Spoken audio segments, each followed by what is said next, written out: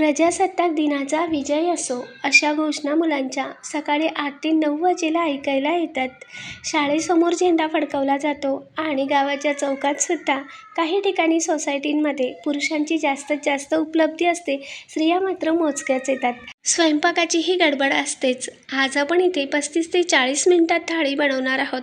Flower मटारची रसरशीत भाजी, रबडीसारखी खीर, बरंच काही. चला तर मग सुरुवात करूया. तर सर्वात आधी आपण गोडाचा पदार्थ बनवूयात. यासाठी मी 15 मिनिटं आधीच तांदूळ पाण्यात असे भिजवायला ठेवले. 1 मूठभर एवढे आंबेमोहोर तांदूळ पाण्यात भिजवण्यासाठी ठेवलेत. आंबेमोहोर किंवा इंद्रायणी तांदूळाची खीर फार मस्त होते. 4 लोकांसाठी बनवते तर 1 मूठभर किंवा 1 पाववाटी एवढे तांदूळ भिजण्यासाठी ठेवलेत. आता गॅसवर टोप ठेवून घेतला. यात 1 लिटर एवढे दूध घातले. दूध म्हशीचेच घ्यायचे. खूप छान रबडीसारखी खीर होते. आता दुधाला पहिली उकळी फुटली की भिजलेले तांदूळ यात घालूयात आणि साय मोडत हे तांदूळ आपण यात मिक्स करूयात. पहिली उकळी चांगली खदखद अशी फुटली, चांगलं खळखळ दूध उकळलं की गॅस मंद आचेवर करून आपण तांदूळ दुधात शिजू देऊयात. तोपर्यंत इथे पूर्वतयारी करून घेऊयात, जसे की कणिक भिजवण्याची, चिरण्याची. तर आता तांदूळ दुधात शिजतायत तोपर्यंत इथे मी कणिक भिजवून घेते. एका परातीमध्ये हव्या तेवढ्या पुरींसाठी गव्हाची कणिक घेतली. यात रवा मिक्स केला आणि अजून काही जिन्नस. हे जिन्नस घातल्यावर पुरी 3 ते 4 तास टम्मच फुगलेली राहते. थोडं पाणी करून अशी ही कणिक इथे भिजवून घेतली. माझा पुरींचा व्हिडिओ मी आधीच अपलोड केला आहे. 3 ते 4 तास या पुऱ्या अशाच टम्म फुगलेल्या असतात. संपूर्ण पुरींचा व्हिडिओ हवा असेल तर कमेंटद्वारे नक्की सांगा.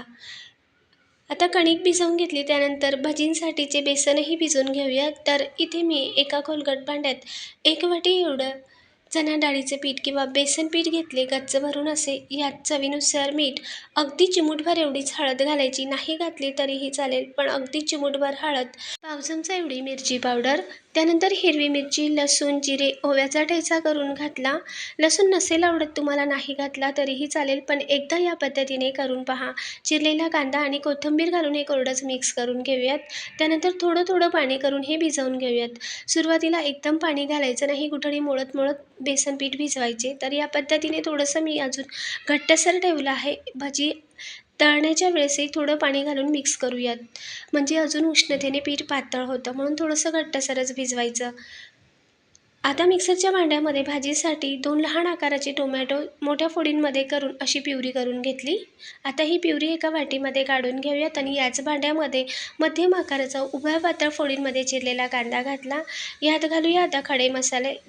1 इंच दालचिनीचा तुकडा, 2 ते 3 लवंग, 4-5 काळी मिरी, 1 मसाला वेलची, 1 हिरवी वेलची आणि थोडीशी जावित्री घालायची.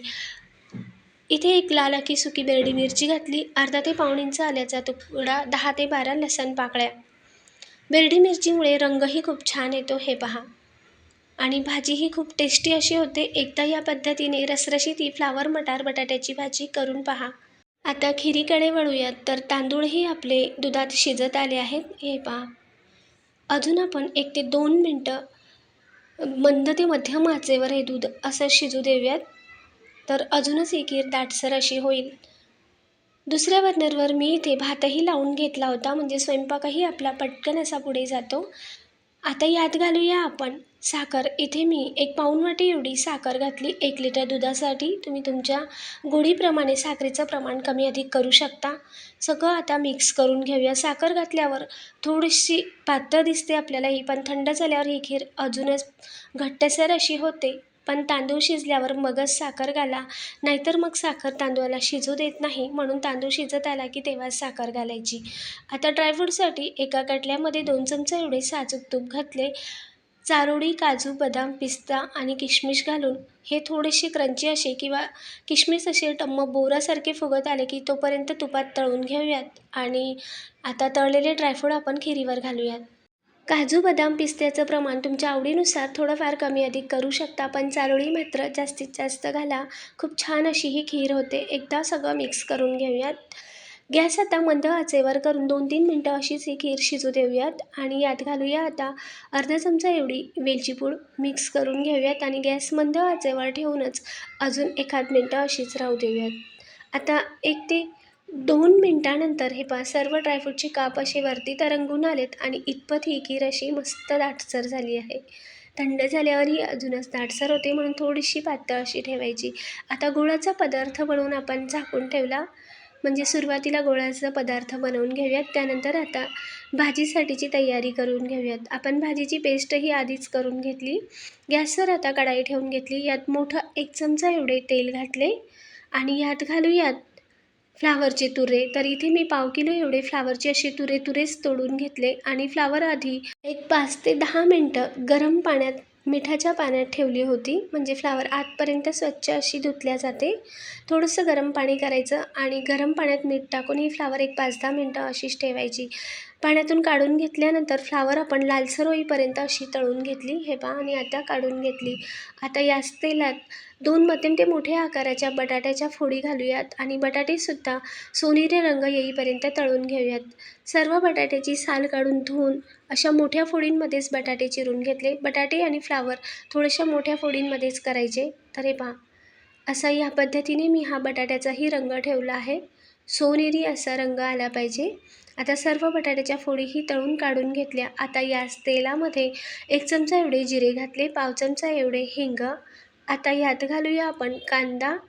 एक लहान आकाराचा कांदा बारीक चिरून घेतलेला तो फोडणीत घालूयात. कढीपत्त्याची पानं, हवं असेल तर एखाद तमालपत्रही घालू शकता. तमालपत्र आणि कढीपत्त्याचा सुगंध या भाजीमध्ये मस्त येतो. एवढ्या भाजीसाठी मी इथे 2 ते 3 एवढे कांदे घेतले होते. फोडणीसाठी मध्यम ते लहान आकाराचा बारीक चिरून घेतलेला कांदा घातला. कांदा चांगला लालसर मऊ होईपर्यंत परतवून घेतल्यानंतर यात आपण खडे मसाले आले लसूण वाटून घेतलेले होते ते घालूयात आणि ते सुद्धा चांगलं परतवून घ्यायचं. खडे मसाल्यांमध्ये जावेत्री मात्र नक्की घ्या, त्यानेही खूप छान अशी या भाजीला चव येते. एकदा या पद्धतीने ही भाजी करून पहा. खडे मसाल्यांचं प्रमाणही मी डिस्क्रिप्शन बॉक्समध्ये देईलच. जावेत्री असेल तर मात्र नक्कीच घाला. आता सर्व हे चांगलं परतवून घेतलं आणि त्यानंतर आता यात घालूया आपण टोमॅटोची प्युरी. टोमॅटो लहान असतील तर 2 घाला आणि एक मोठा असेल तर एकच घातला तरी काही हरकत नाही. मध्यम किंवा मोठा असेल तर एकच टोमॅटोची प्युरी करून मग यात घाला. टोमॅटोचा कच्चेपणा जाईपर्यंत चांगलंच परतवून घेतलं. टोमॅटो आणि ही पेस्ट चांगली अशी तेल सुटेपर्यंत परतवायची. प्रमाण आणि रंग कमी होईपर्यंत परतवून घेतल्यानंतर यात अर्धी ते 1 वाटी एवढा ताजा हिरवा मटार मिक्स करून यावर झाकण ठेवून 1 2 ते 3 मिनिटाची वाफ काढून घेतली. फ्रोझन मटारही घालू शकता. फ्रोझन मटार तुम्ही तळलेल्या भाज्यांसोबत घालू शकता. फोडणीमध्ये फक्त हे परतवून घेतलेले मसाले चांगले परतवून घ्यायचे. आता आपण इथे ताजा हिरवा मटार घेतला आहे म्हणून मी फोडणीतच घातला आणि 2 मिनिटाची वाफ देऊन घेतली. म्हणजे मटारही मग बरोबर असा भाज्यांसोबत शिजतो. आपण भाज्या आधी तळून घेतल्या आहेत म्हणून. आता यात पावडर मसाले घालूयात. 1/2 चमचा एवढी हळद, अर्धा ते 1 चमचा धने पावडर, आवश्यकतेनुसार लाल मिरची पावडर, 1 ते 1.5 चमचा एवढे लाल तिखट घातले आणि पावडर मसालेही चांगलेच परतवून घेऊयात. यात थोडासा तुम्ही सब्जी मसाला किंवा गरम मसाला घालू शकता. मी भाजीला उकळी आल्यावर गरम मसाला पावडर घालणार आहे आणि सर्व पावडर मसाले आता चांगले मिक्स करून घेऊयात. वाटणातलं थोडंसं पाणी घालून याला अजून आपण चांगलं परतवून घेऊयात आणि गॅस पुन्हा मंद आचेवर करायचा आणि मंद आचेवर करून हे सर्व चांगलं मिक्स झाल्यानंतर यावर आता झाकण ठेवूयात आणि अजून आपण 1 मिनिटाची वाफ देऊन घेऊयात.